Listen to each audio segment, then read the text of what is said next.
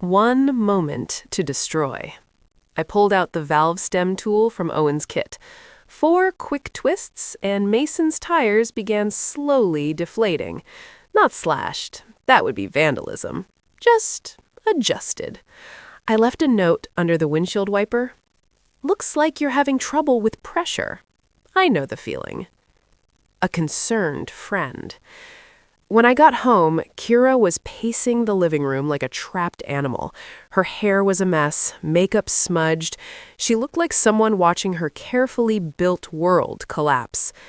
"Sit down," she said sharply. "We need to discuss your recent behavior." I eased into my recliner, the same one where I'd spent weeks recovering, pretending to sleep while she whispered on the phone in the next room. "My behavior?" I asked mildly. "Don't play games with me, Katon. I know you sent those files. I know you're behind Mason's suspension." "That's a serious accusation," I said. "Any proof?" Her face flushed. "I know you. You've been different since the surgery. Distant, suspicious, and now this." "Now what?" I replied. "A man's own credit card statements got him in trouble? How is that my fault?" She started pacing again.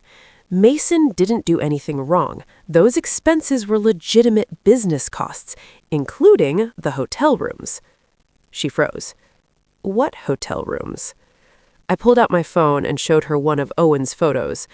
Her face went white. "Where did you get this?" "Does it matter?"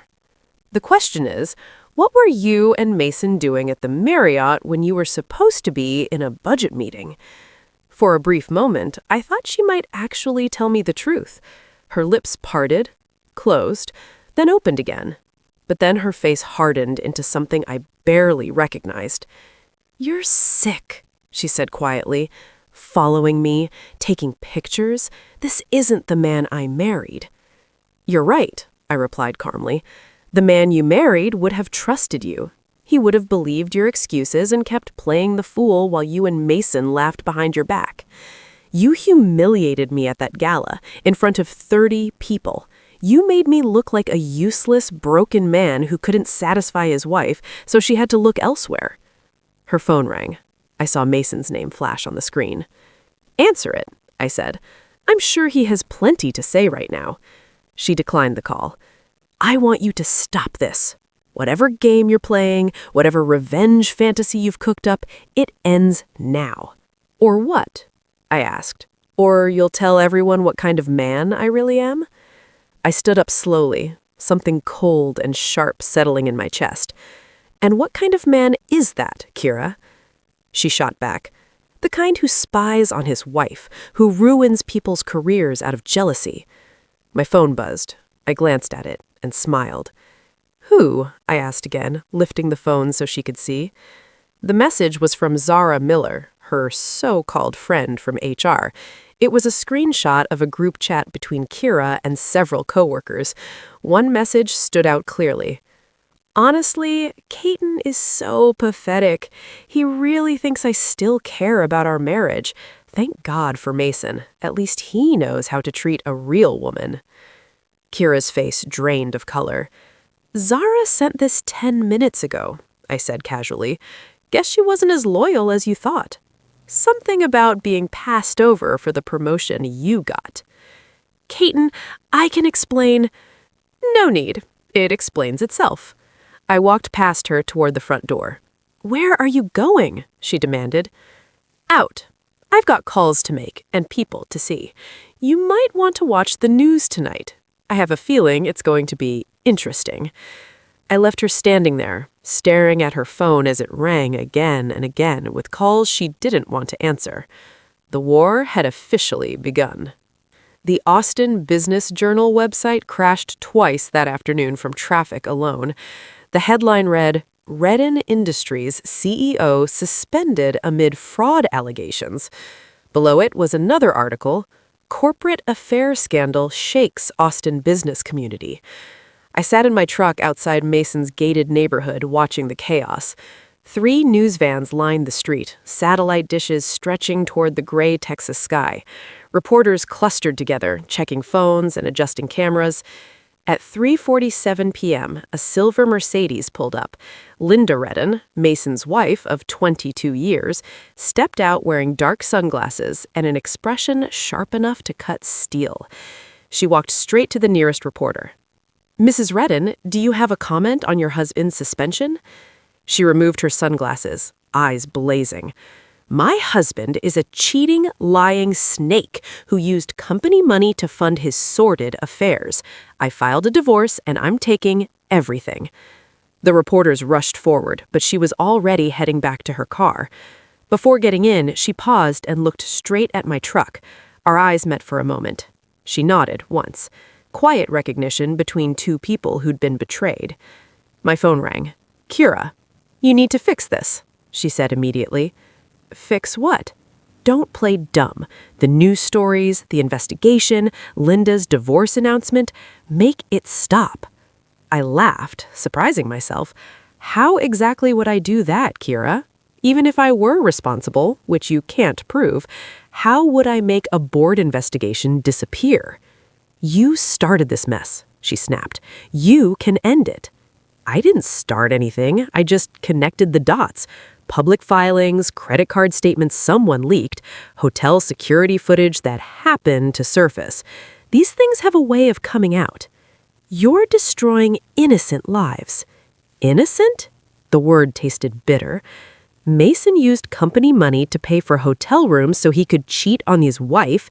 You joined him while lying to your husband every single day. Which part of that sounds innocent to you? Silence. "I filed a police report," she finally said. "I told them you've been stalking me, taking pictures, making threats." "Interesting choice," I replied. "What threats did I make?" "You said you'd burn everything down." "When did I say that?" Another pause. "At the gala, you were acting aggressive."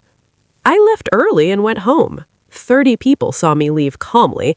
But go ahead, file false reports. I'm sure that'll help your credibility." I hung up and called Owen immediately. "I need you to file a harassment complaint. Kira's trying to get ahead of this." "Already done," he said. "Filed it an hour ago, right after Zara tipped me off about her police visit." "Zara talked?" "Plenty. Your wife's been bragging about the affair for months.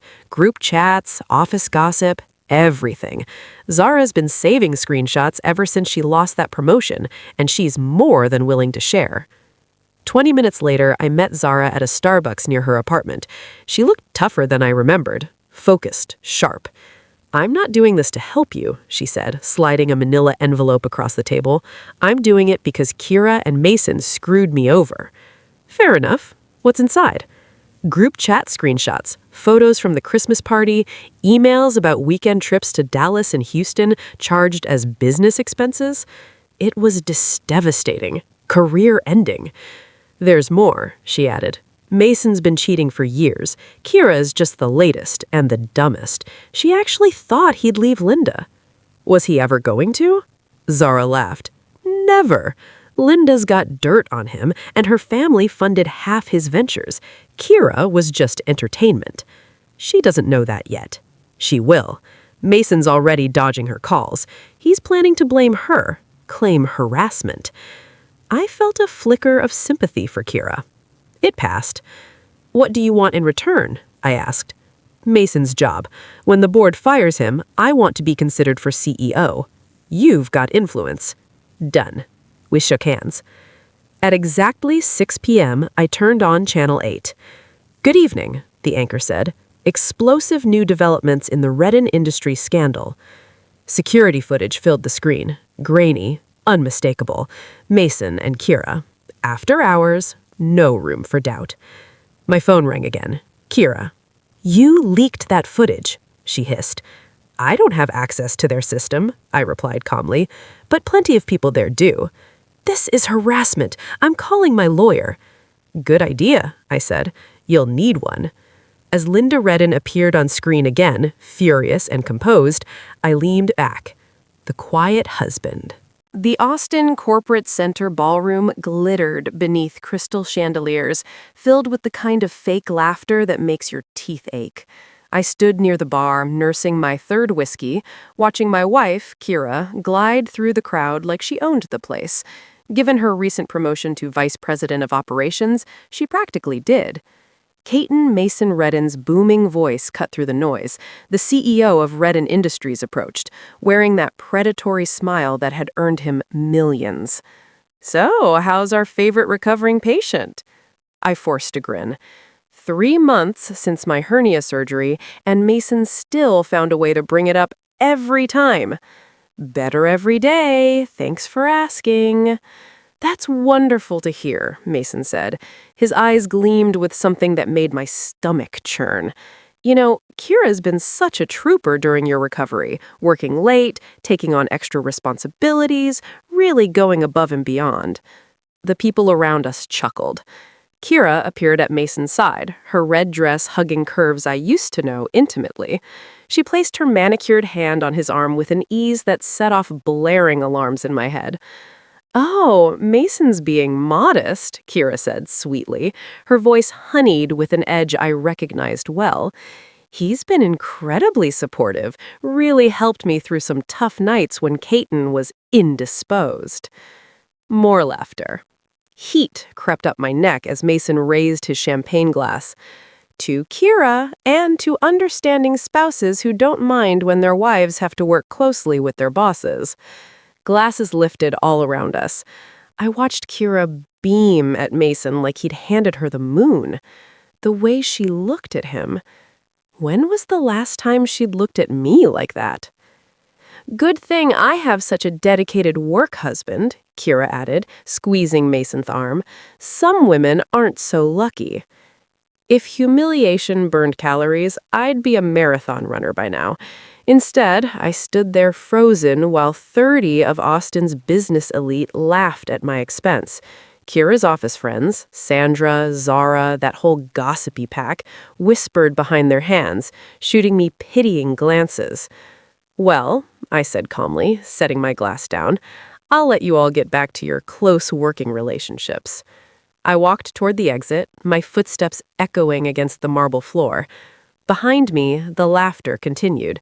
Someone, probably Sandra, Kira's sister, said loud enough for me to hear, "Honestly, if my husband were that boring, I'd look for excitement somewhere else, too."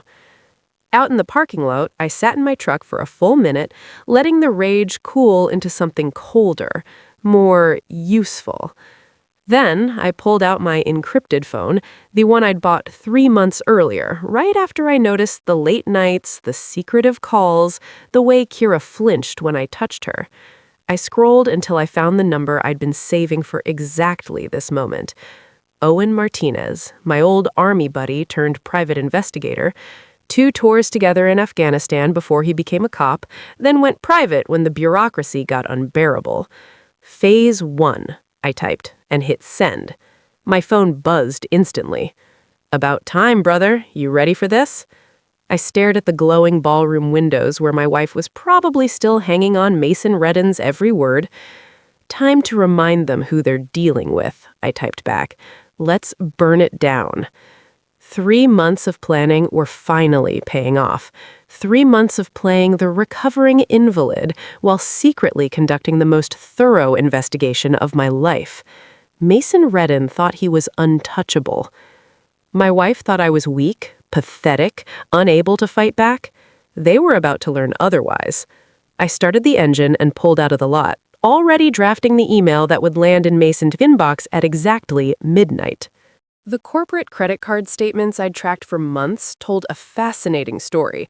Hotel rooms charged to client meetings that conveniently matched Kira's mysterious late nights, consulting fees paid to shell companies that didn't exist, a paper trail dirty enough to make even the most corrupt board sweat. Before diving deeper, I have one small request. Please subscribe, drop a like, comment, and hit that hype button so more people can discover these incredible Reddit stories. The best part? Everything I was about to do was completely legal. 15 years as a cybersecurity consultant had taught me one thing. You don't need to break the law to destroy someone's life. You just need to be smarter than they are. And Mason Redden, for all his swagger and corporate success, had made one fatal mistake. He underestimated the quiet guy in the corner, the recovering patient, the boring husband who wouldn't fight back. Midnight arrived like clockwork. I sat in my home office, surrounded by 3 monitors and enough evidence to sink a battleship. The email I'd crafted over the past week was a masterpiece of corporate devastation, fully legal, fully verifiable, and utterly ruinous. The subject line read, "Urgent, misappropriation of company funds, board review required." I sent it to every Redden Industries board member, along with a few carefully chosen journalists who specialized in corporate scandals. Attachments, bank statements, hotel receipts, and a detailed timeline of Mason's extracurricular activities. My phone rang. Owen's gravelly voice filled the room. "Package delivered to Mrs. Linda Redden, just like you asked. She didn't look happy opening that envelope." I bet she didn't. The photos Owen took outside the Marriott downtown were crystal clear. Mason's BMW in the lot, time-stamped and GPS tagged. Mason and Kira entering the hotel at 2:47 p.m. on a Tuesday. They were supposedly in a budget meeting. "Sure about this path, Katon?" Owen asked. "Once this train leaves the station." "It left 3 months ago," I cut in, when they decided to turn me into Austin's favorite punchline. I hung up and checked my email. A response had already arrived. "Emergency board meeting scheduled for 8 a.m. This is extremely concerning." Signed, Patricia Vance. Perfect. My phone buzzed again. A text from Kira. "Working late again. Don't wait up." I almost laughed.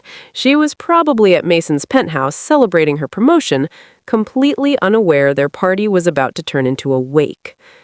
The next morning, I sat in a coffee shop across from Redden Industries. Through the floor-to-ceiling windows, chaos unfolded on the executive floor. People rushed between offices, clutching folders and laptops. Mason's corner office stayed dark. At 8:23 a.m., a black sedan pulled up. Mason stepped out, straightening his tie with the confidence of a man who'd never faced consequences. He made it 14 minutes. Security escorted him out as I sipped my latte. On the sidewalk, Mason shouted into his phone, his usual ruddy confidence drained to a sickly pale. 2 reporters approached with cameras. He shoved past them and nearly ran for his car. My phone rang. "Katon," Kira said tightly, with a voice tight with panic, "Are you responsible for what's happening to Mason?" "I'm sitting in a coffee shop drinking a latte," I replied calmly. "What's happening to Mason?" "They suspended him.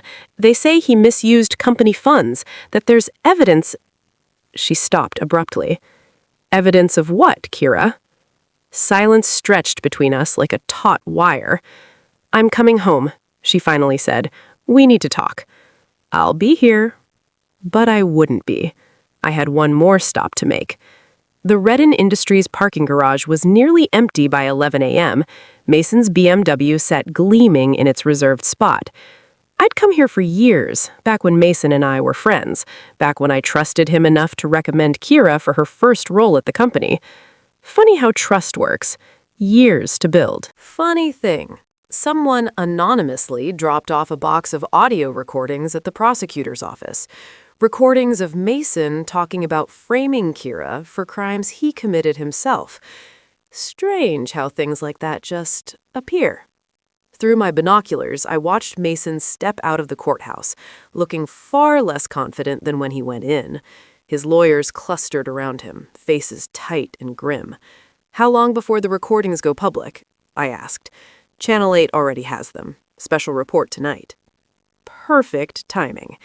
I'd spent the morning finalizing my own preparations, moving the last of my assets offshore, securing the house deed in a trust, making sure Kira couldn't touch anything in the divorce. My phone rang. "Kira." "I know what you did," she said immediately. "You'll have to be more specific," I replied calmly. "I've done a lot lately." "The recordings, you gave them to the prosecutors." "Did I?" I said lightly. "Interesting. How would I even get access to Mason's private conversations?" Silence. I want to make a deal, she finally said. What kind of deal? I'll agree to an uncontested divorce. No alimony, no property claims. You stop this campaign against me. I laughed. Kara, you still don't get it. This isn't a campaign against you. This is consequences catching up with actions. I didn't make you have an affair. I didn't make you sign those expense reports. I didn't make you humiliate me in front of 30 people. I said I was sorry. No, I corrected. You said you never meant for it to go this far. That's not the same thing. Fine, I'm sorry, she said quickly. I'm sorry I hurt you. I'm sorry for the affair. I'm sorry for the jokes at the gala. Is that what you want to hear? 3 months ago? Yes. Now? It's too late. I hung up. When I got home, Sandra, Kira's sister, was waiting on my porch. She looked like a slightly older, sharper version of Kira, with the same calculating eyes. We need to talk, she announced. About what? About calling off your dogs. Kira's family, Katon. Whatever's between you two doesn't involve the rest of us. I unlocked the door and walked inside, leaving it open. Sandra followed, uninvited but expected. Kira made her choices. She lives with the consequences. She made a mistake. People make mistakes. Mistake? I turned to her. Which part, Sandra? The affair? The months of lying? The public humiliation? Or getting caught? Her face reddened. You're being vindictive, cruel. This isn't the man Kira married. You're right, I said calmly. The man she married was trusting, naive. He believed in loyalty and commitment. That man died somewhere between the first lie and the last laugh at his expense. So what, you're just going to ruin her life out of spite? I'm not ruining anything. I'm just removing my protection. For 8 years, I was her safety net, emotionally, financially, socially. I made her look stable and respectable. Without me, she's just another corporate climber who slept her way up. Sandra stared at me like she didn't recognize me. What happened to you?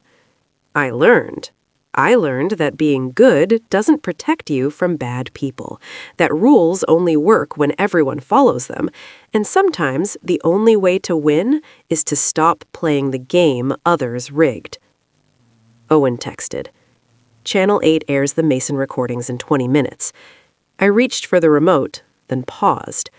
Sandra, I said, call Kira. Tell her to watch the news. She'll want to see this. The Channel 8 special was everything I'd hoped for. Rebecca Martinez appeared on screen, solemn and precise. Good evening. Channel 8 News has obtained exclusive recordings shedding new light on the Redden Industries corruption case. Mason's voice filled my living room, cold, calculating. The beauty of it is she signed everything. Her name's on every fake expense, every bogus contract. She thought she was helping hide our affair. She had no idea she was creating evidence against herself. Sandra's face drained of color. Oh my God! The next recording was worse. Mason speaking to his lawyer. She's desperate and naive. Perfect scapegoat. Jury'll see her as a gold-digging mistress who manipulated an innocent CEO. Rebecca continued, explaining how the recordings contradicted Mason's defense. My phone rang. Kira again. Did you hear? I'm watching it. He was going to destroy me. Yes. You knew. You knew he'd throw me under the bus. I suspected. That's who he is. Why didn't you warn me? I paused the TV and glanced at Sandra. Because 3 months ago, Kira, you made a choice. You chose Mason. You chose your career. You chose public humiliation over a private ending. Everything after that came from that choice. I didn't know. You didn't want to know. You wanted to believe the affair was special, that you could have everything without paying for it. Silence. What happens now? She asked softly. Now you decide who you want to be. Keep playing the victim or take responsibility and cooperate. Maybe salvage something. And us? Is there any chance? I looked around the house. 8 years of memories, already packed away.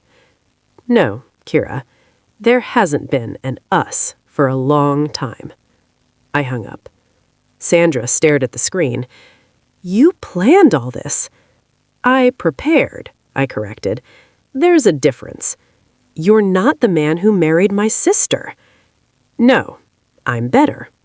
I turned off the TV. For the first time in months, I felt close to peace. Justice, it turned out, was all about timing and evidence. The next morning, my street looked like a disaster zone. News vans lined a road, neighbors filmed from their lawns. Police lights painted everything red and blue. I sat on my porch with coffee, watching calmly. At 9:47 a.m., a black sedan arrived. Mason Redden stepped out in an orange jumpsuit, flanked by federal marshals. Gone was the powerful CEO. What remained was a man finally facing consequences. Reporters shouted as he walked towards my gate. Mr. Redden, any comment on the new charges? Is it true you're cooperating? What about the money laundering allegations? He stopped at my gate. For a moment, we locked eyes across the lawn. He looked like he wanted to speak, but said nothing. Katon! Kira's voice cut through the noise as she pushed through the reporters, hair messy, clothes wrinkled, looking like she hadn't slept at all. 2 police officers followed close behind. She reached the gate at the same time as Mason. For a brief moment, the 3 of us stood there. Husband, wife, and the man who had dragged us all into this mess. You did this, Mason said quietly. His voice was drained, defeated. The investigation, the recordings, the media chaos, you planned all of it. I took another sip of my coffee and smiled. I didn't force you to steal company money, Mason. I didn't make you sleep with my wife, and I definitely didn't make you plan to pin your crimes on her. All I did was make sure the consequences were documented.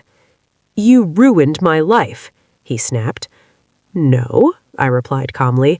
You ruined your own life. I just made sure everyone got a front row seat. One of the federal marshals stepped forward. Mr. Redden, it's time. But Mason wasn't finished. He turned to Kira, his face twisted with anger. This is your fault.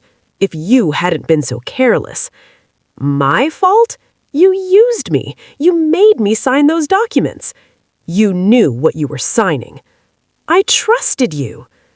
The reporters leaned in closer, cameras flashing, capturing every second of their collapse. It was better than reality TV. This was real people destroying each other in real time. I stood and walked closer to the gate, close enough that I didn't have to raise my voice. You want to know the real joke about trust?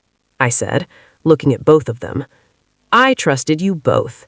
Mason, you were my friend. Kira, you were my wife. And you both decided that trust meant nothing. Katon, please, Kira began. So I decided to show you what real betrayal looks like, not sneaking around and lying, the slow, careful, devastating kind, the kind that leaves nothing standing. I pulled a manila envelope from my jacket. Mason, this has copies of every recording Linda made, every confession, every plan, every affair. The prosecutors already have them, but I thought you'd like to see just how completely you destroyed yourself. His hands shook as he took it. Then I pulled out a second envelope. And Kira, these are the uncontested divorce papers, just like you offered. You get nothing, no assets, no alimony, but you also won't face criminal charges. I made sure the prosecutors understood you were manipulated, not a mastermind. She stared at the envelope like it might bite her. Why would you do this for me? I'm not doing this for you. I'm ending this.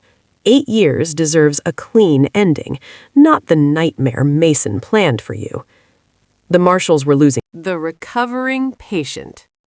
The man no one took seriously. They finally knew exactly who I was. She spoke with barely concealed delight as she explained the prenuptial agreement, one that would leave Mason with almost nothing. I protected my assets very carefully when we got married, Linda said with a satisfied smile. Mason's about to learn that cheating is a very expensive hobby. I turned off the TV and poured myself a whiskey. Outside, the sun dipped low over Austin, streaking the sky in deep reds and burnt orange. It had been a good day, but tomorrow promised to be even better. The Redden Industries board meeting lasted exactly 47 minutes. I know because I timed it from the coffee shop across the street, watching grim-faced executives march in and out. Mason came out first. He carried a single cardboard box and looked like a man who just watched his entire life collapse in real time. Reporters rushed him immediately. "Mr. Redden, do you have a comment on your termination? Are the fraud allegations true? What about the affair with your vice president?" Mason shoved through them without answering, his face burning with humiliation. He tossed the box into his BMW and peeled out of the parking lot, tires screeching against the asphalt. 15 minutes later, Kira appeared. She moved slowly, her once confident stride reduced to something closer to a shuffle. Security Chief Harris walked beside her, not exactly escorting her out, but making sure she left without trouble. I'd met Harris a few times before. Former military. A man who respected rules and despised executives who bent them for personal pleasure. My phone buzzed. "Owen, Phase 2 complete. Check your email."